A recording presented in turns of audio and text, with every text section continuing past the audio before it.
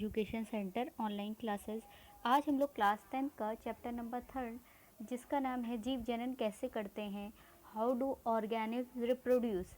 तो जो आज का हमारा टॉपिक रहेगा वह रहेगा पुष्पीय पौधों में लैंगिक जनन कैसे होता है। हम लोग उसकी पूरी संरचना को समझेंगे, आदर्श पुष्प की पूरी संरचना समझेंगे, कितने उसके चक्र होते हैं वो भी समझेंगे, कार्य क्या होते हैं। ये आज का हमारा सारा टॉपिक होगा। तो चलिए पहले समझते हैं कि पुष्पीय पौधों में लैंगिक जनन का मतलब क्या है। देखिए क्या होता है कि जो मैंने आपको इसके पहले आपको वेजिटेटिव रिप्रोडक्शन बता दिया था, एसेक्सुअल रिप्रोडक्शन बता दिया था, ये आपका सेक्सुअल रिप्रोडक्शन है इन प्लांट, इन फ्लावर। ठीक, तो चलिए स्टार्ट करते हैं। लैंगिक पुष्पीय पौधों में लैंगिक प्रजनन जनक पौधों द्वारा अपनी सेक्स कोशिकाओं या युग्मकों का प्रयोग कर नए पौधों को जन्म देने की क्रिया क्या कहती है, लैंगिक प्रजनन कहती है। अर्थात कहने का मतलब है कि जो कुछ आवृत्तबीजी यानी कि एंजियोस्पर्म पौधे में नर तथा मादा जननांग पुष्पों में ही स्थित होते हैं। ठीक है, जैसे कि गुड़हल का फूल है, एक एग्जाम्पल है उसका। पुष्प जो है उसमें क्या होता है कि जैसे मनुष्यों में क्या होता है कि अंडाणु और शुक्राणु के मिलने से किसका निर्माण होता है, जाइगोट का निर्माण होता है। ठीक है, तो फिर एम्ब्रियो का निर्माण होता है और नया जीव उत्पन्न होता है। इसी तरीके से पुष्पीय पौधों में नर युग्मक यानी कि सेक्स कोशिका कह सकते हैं या युग्मक कह सकते हैं। तो दो तरीके के युग्मक की ज़रूरत पड़ती है। एक है नर युग्मक, ठीक है, नर युग्मक और मादा युग्मक, नर युग्मक और मादा युग्मक। तो जब नर युग्मक और मादा युग्मक क्या करेंगे, निषेचन की क्रिया करेंगे, तो फिर निर्माण किसका होगा, निषेचन की क्रिया के फलस्वरूप बीज का निर्माण होगा, फल का निर्माण होगा। तो ये एक पूरा प्रोसेस है। चलिए समझते हैं कैसे। तो इस प्रक्रिया को पूरा बोला जाता है लैंगिक प्रजनन। पौधों या पादपों या पौधों में नर और मादा जनन अंग होते हैं। देखिए जैसे कि मनुष्य में भी जनन अंग होते हैं, ठीक है, मादा जनन अंग अलग होता है, नर जनन अंग। इसी तरीके से जो पुष्प होते हैं या बोल सकते हैं पादप होते हैं, पेड़ पौधे होते हैं, उसमें भी नर और मादा जनन अंग क्या होते हैं, अलग अलग होते हैं, जिसमें नर युग्मक और मादा युग्मक पाए जाते हैं। तो पुष्प का नर जनन अंग को पुंकेसर कहते हैं, स्टेमन कहते हैं, और मादा जनन अंग बोल सकते हैं या मादा अंग बोल सकते हैं, उसको अंडप या कार्पेल कहा जाता है। चलिए अब स्टार्ट करते हैं एक एक करके, आइए विस्तार पूर्वक समझते हैं। सबसे पहले हमको ये पुष्प के भाग एवं उसके कार्य के बारे में चर्चा करेंगे। तो पहले उसकी लैंगिक प्रजनन की प्रक्रिया के पहले हमें समझना होगा कि पुष्प के कितने पार्ट होते हैं, सबका अलग अलग क्या कार्य होता है। तो देखिए हम एक बात करते हैं एक प्रारूपिक पुष्प की संरचना यानी कि parts of a typical flower. तो 4 तरीके के जो हैं वो मुख्य इसके भाग होते हैं, जिसको क्या बोलते हैं, बाह्यदल यानी कि इसको कैलिक्स बोलेंगे। फर्स्ट पॉइंट देख लीजिए, इसके 4 भाग होते हैं, या कह सकते हैं कि इसके 4 चक्र होते हैं। बाह्यदल इसको कैलिक्स बोलते हैं। दूसरा क्या है, दलपुंज जिसको करोला बोलते हैं। तीसरा क्या है, पुमंग, इसको एंड्रोशियम बोलते हैं। और चौथा क्या है, जायांग, इसको गाइनोशियम बोलते हैं। तो चलिए एक एक करके समझते हैं कि बाह्यदल क्या होता है, इसका कार्य क्या होता है। पहले यहाँ से स्टार्ट करते हैं। देखिए ये जो आपको एक फ्लावर की संरचना दिख रही है, तो यहाँ पर क्या होता है कि जो शाखा में जो पुष्प लगे होते हैं उसमें एक डंठल टाइप संरचना दिखाई पड़ती है आपको। ठीक है, डंठल टाइप संरचना दिखाई पड़ती है जो पुष्प को शाखा से जोड़ के रखती है। ठीक है, तो उसको तो उस पर आप देखोगे जब भी कभी निकालते हो तो एक डंडी नुमा ये संरचना आपको दिखाई पड़ती है। तो इसको बोलते हैं, क्या बोलते हैं, पुष्प तंतु बोलते हैं। ठीक है, और जो एक जिस पर पूरा पुष्प टिका होता है, ग्रीन कलर का होता है, उसको बोलते क्या है, पुष्पासन, पुष्प का आसन। जैसे किसी चीज़ को आप बैठते हैं तो आसन बिछा के बैठते हैं, इसी तरीके से जो पुष्प है जिस पर पूरा पुष्प टिका होता है उसको बोलते क्या है, पुष्प आसन, पुष्पासन बोलते हैं। इसके बाद इसका जो ये वाला जो पार्ट है, बाहर वाली जो आपको एक ग्रीन संरचना दिखाई पड़ रही है, ये वाली पार्ट, ये ग्रीन ग्रीन आपको संरचना दिखाई पड़ रही है, इसको बोलते हैं बाह्यदल पुंज। अच्छा मैं दूसरे एक चित्र में आपको अच्छे से दिखा देती हूँ। एक ये देखिए मादा जनन अंग है, ये नर जनन अंग है। अभी एक एक करके बात करते हैं इसकी, ठीक है। ये मादा जनन अंग क्या होता है, नर जनन अंग क्या होता है, ठीक है। तो ये आपको पूरा समझ में आ जाएगा। तो जो बाहर वाला आपको दिख रहा है ये वाला पार्ट, हम बात कर रहे थे बाह्यदल पुंज की यानी कि कैलिक्स की। तो जो आपको ये एक पार्ट दिख रहा है बाहर हरा लगा हुआ, जो पुष्प की क्या करता है, सुरक्षा करता है, इसको बोलते हैं बाह्यदल पुंज। अच्छा, जब पुष्प कलिका की अवस्था में होता है यानी कि खिला नहीं होता है, खिलने वाला होता है या खिलना शुरू करता है ना, कलिका अवस्था बोलते हैं उसको, तो यह पुष्प की सुरक्षा करते हैं। इसका रंग क्या होता है, हरा होता है। अच्छा, जब रंग हरा होता है, ये देखिए बाहर से एकदम क्लीन आपको दिख भी रहा है, ये बाहर वाला पार्ट बाह्यदल पुंज, ठीक है। तो अच्छा, इसका कार्य, ये हरे क्यों होते हैं, यहाँ पर एक क्वेश्चन आ जाता है, एक क्वेश्चन भी आना चाहिए कि हरे क्यों होते हैं। देखिए इसका एक रीज़न होता है, ये प्रकाश संश्लेषण द्वारा भोजन का निर्माण भी करते हैं। तो बाह्यदल होते हैं यानी कि ये वाला फर्स्ट वाला, ये प्रकाश संश्लेषण की क्रिया के द्वारा क्या करते हैं, भोजन का निर्माण करते हैं और जो पुष्प है उसकी सुरक्षा को कवर करते हैं यानी कि पुष्प की सुरक्षा प्रदान करते हैं। चलिए ये तो समझ में आ गया। फिर हम बात करते हैं दलपुंज के। अभी मैं एक एक पार्ट भी दिखाऊंगी, मेल और ऑर्गेन और फीमेल का, है ना, जनन अंग सब एक एक करके। करोला की बात करते हैं, करोला बोलें, दलपुंज बोलें, इसका ये दूसरा चक्र है। होता क्या है, पुष्प के सबसे बाहरी भाग जो होता है उसके अंदर वाला भाग, ये सबसे बाह्यदल सबसे बाहरी हो गया, देखिए ये बाह्यदल ये सबसे बाहरी भाग हो गया। अब इसके अंदर जो आएगा ये वाला जो रंग बिरंगी पंखुड़ियाँ आपको दिख रही हैं, ठीक है, इसको बोलते क्या है, दलपुंज या करोला बोलते हैं। ये पहले सबसे पहले क्या आया, सबसे पहले अगर पार्ट की बात करें तो बाह्यदल आया, फिर दलपुंज आया यानी कि करोला आया, ठीक है। ये यह भीतर की तरफ होता है। ये सामान्यतः रंग बिरंगे होते हैं या ये कह सकते हैं कि ये रंगीन होते हैं। जो लाल कलर के होते हैं, नीले भी हो सकते हैं, बैगनी, नारंगी, बहुत सारे कलर के होते हैं। ये अलग अलग पुष्पों में अलग अलग आकार प्रकार के होते हैं, ठीक है। ऐसा नहीं कि इनका एक ही जैसे, जैसे पुष्प की संरचना होगी, जैसे पुष्प का आकार होगा, ये अलग अलग कलर के भी होते हैं, अलग अलग आकार के भी होते हैं।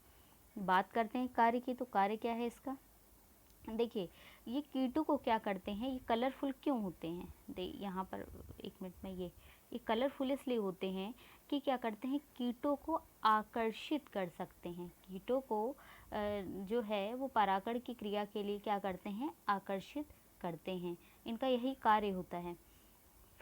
तो इसके बाद हमारा बात करते हैं थर्ड पार्ट की। ये इसका तीसरा चक्र है, पुमंग, एंड्रोशियम।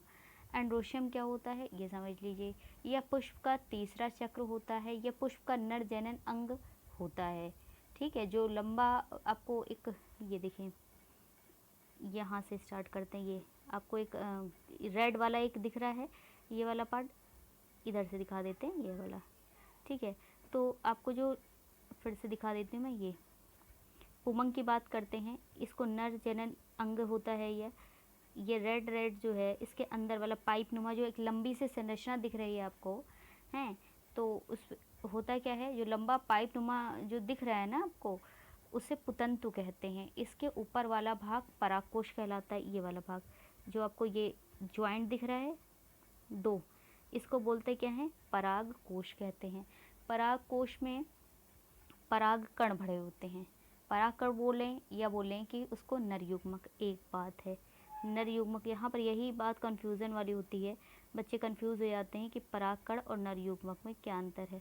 कोई अंतर नहीं है, वही है, ठीक है। परागकण भरे होते हैं जो पुष्प के नर युग्मक कहलाते हैं। अब बात करते हैं हम इसके फोर्थ पार्ट के। अभी हम एक एक इसको फिर से पूरा अच्छे से एक एक पार्ट आपको दिखाएंगे अलग अलग करके कि कैसा दिखता है, ठीक है। इसके बाद इसके फोर्थ पार्ट की बात करते हैं, इसको जायांग बोलते हैं, इसको गाइनोशियम बोलते हैं। होता क्या है ये समझ लीजिए, इसके अवयवों को स्त्री केसर कहते हैं, मतलब कि जो पूरे पार्ट होते हैं ना, स्त्री ये जो आपका वर्तिका है, वर्तिकाग्र है ना, अंडाशय है, ये पूरा मिलाकर क्या हो गया, स्त्री केसर, ठीक है। स्त्री केसर कहते हैं या कार्पेल कहते हैं। यह पुष्प के बीचों बीच पाया जाता है। अच्छा, मैं अलग कलर से आपको दिखा देती हूँ कुछ, तो ये आपको समझ में आ जाएगा। हाँ, ये वाला जो पार्ट है बीच में आपको दिख रहा है लंबा सा एक संरचना, कभी गुड़हल के फूल में भी देखना एक बीच में लंबी सी पाइप नुमा संरचना आती है, वो है पूरी, वो जायांग है, गाइनोशियम है। ठीक है, यह पुष्प के बीचों बीच पाया जाता है। यह पुष्प का मादा जनन अंग कहलाता है। इसमें जो फूला हुआ भाग है उसे अंडाशय, नीचे की तरफ से चलते हैं, यहाँ से दिखाते हैं हम आपको। ये वाला पार्ट जो नीचे की तरफ है ना, ये वाला पार्ट, ये दिख रहा है, देखिए ये इसको बोलते क्या है, ये क्या है, अंडाशय है या ओवरी कह सकते हैं। इसमें ऊपर लगी हुई पतली पाइप नुमा संरचना होती है। इसके ऊपर चलते हैं थोड़ा सा, ये एक पाइप नुमा संरचना दिखाई पड़ रही है, जिसको क्या बोलते हैं, इसको बोलेंगे आप वर्तिका। ठीक है, ये देखिए वर्तिका बोलेंगे। ठीक, इसके बाद ऊपर वाला जो सबसे ऊपर वाला पार्ट है, ये वाला पार्ट, ठीक है, इसको बोलेंगे वर्तिकाग्र। वर्तिकाग्र, ठीक है, वर्तिकाग्र बोलेंगे। फूला हुआ भाग वर्तिकाग्र कहलाता है। इसे स्टिग्मा भी कहते हैं। वर्तिकाग्र पर परागकण नर युग्मक आते हैं। अब जो नर युग्मक हैं वह पराग कोश से निकलते हैं। देखिए कैसे आते हैं ये समझ लीजिए। यहाँ से पराग कोश से निकल करके जो नर युग्मक हैं वह इसके वर्तिकाग्र पे आकर गिर जाते हैं। ठीक है, नर युग्मक यानी परागकण आके गिर जाते हैं।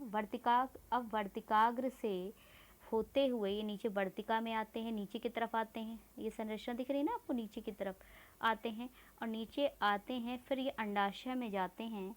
वर्तिका से होते हुए अंडाशय में जाकर संलयित होते हैं। यहाँ पर पाया क्या जाता है अंडाशय में, यहाँ पर मादा युग्मक पाया जाता है और पराग कोश से क्या निकल रहा है, नर युग्मक आ रहा है नीचे। ठीक है, दोनों संलयित होते हैं। संलयित का मतलब होता है मिलते हैं। ठीक है, और निषेचन की क्रिया क्या होती है, प्रारंभ होती है। निषेचन की क्रिया के फलस्वरूप किसका निर्माण होता है, बीज का निर्माण होता है।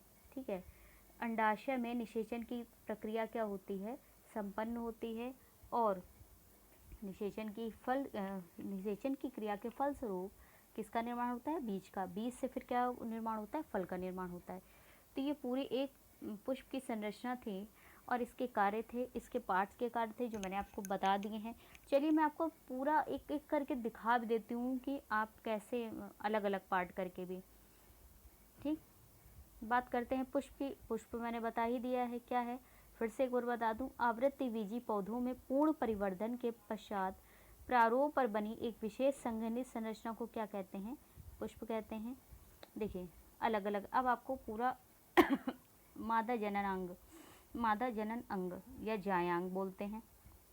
मैंने इसीलिए हाफ करके दिखाया है आपको कि एक देख, गुड़हल के फूल में मादा जनन अंग और नर जनन अंग दोनों ही प्रेजेंट होते हैं और यही आपके सिलेबस में आता भी है, गुड़हल के फूल की संरचना आती है। ठीक है, 4 नंबर के प्रश्न में ये प्रश्न होता है कि एक आदर्श पुष्प की संरचना बनाइए, सचित्र वर्णन करिए। तो चारों आपको पार्ट्स बताने हैं, उसके कार्य बताने हैं, तो इसीलिए मैंने इसको हाफ करके आपको दिखाने की पूरी कोशिश की है। देखिए सबसे पहले तो ये हम बात करते हैं, मैंने आपको पूरा समझा दिया, मैं फिर से एक बार एज ए समरी आपको अलग अलग करके समझा रही हूँ।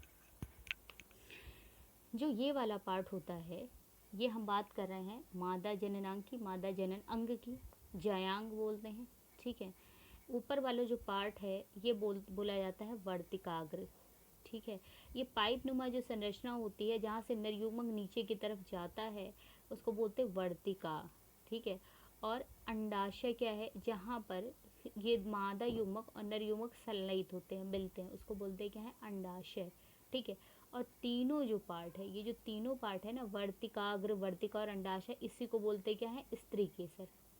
ठीक, अब यही है, यहाँ पर जा कर के यहाँ पर मादा युग्मक पहले से ही प्रेजेंट होती है और जब नर युग्मक यहाँ से जाता है तो क्या होता है, नीचे जा कर के दोनों मिलते हैं और निषेचन की क्रिया प्रारंभ होती है। चलिए ये आपको समझ में आएगा। अब बात करें नर जननांग की। नर जननांग में क्या है, देखिए ये जो ऊपर फूला हुआ पार्ट होता है इसको बोलते हैं पराग कोश। ठीक, ऊपर अब फिर से एक बार दिखा देती हूँ मैं, इसीलिए मैंने हाफ करके दिखाया है कि आप अच्छे से उसको समझ लीजिए। ये वाला जो ऊपर एक ऑरेंज पार्ट दिख रहा है इसको बोलते हैं पराग कोश। ठीक है, पराग कोश बोलते हैं। और ये पाइप नुमा नीचे की तरफ आपको एक दिख रही है संरचना, इसको बोलते हैं पुतंतु। ठीक, और पुतंतु, तो ये पार्ट क्या हो गए, और ये दोनों पराग कोश और पुतंतु मिलकर के क्या बनाते हैं, पुंकेसर मिल बनाते हैं। ठीक है।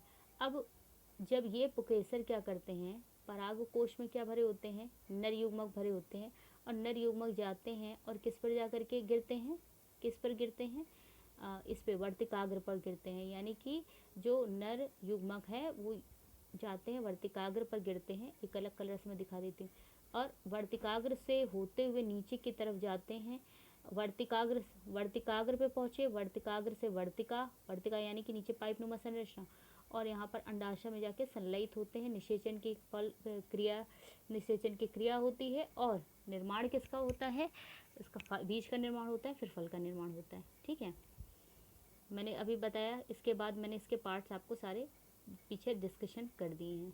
देखिए, दे अलग अलग भी दिखा देती हूँ मैं एकदम साफ साफ, कि कोई कन्फ्यूज़न आपको ना रहे। परागकोश, पुतंतु, पुंकेसर। ठीक, ये वर्तिकाग्र आपको दिखाई पड़ रहा है, ये वर्तिका है, ये अंडाशय। अगर अंडाशय को, आपके अंडाशय की संरचना को देखा जाए तो कुछ इस तरीके का दिखाई पड़ेगा। यहाँ पर मादा युग्मक प्रेजेंट होती है, यही मादा युग्मक जाके ये नर युग्मक आता है और मादा युग्मक से संलयित होता है। ठीक है, तो ये पूरी आपकी आदर्श पुष्प की संरचना और उसके पार्ट्स, उसके कार्य क्या हुए, कंप्लीट हुए। मिलते हैं नेक्स्ट वीडियो में।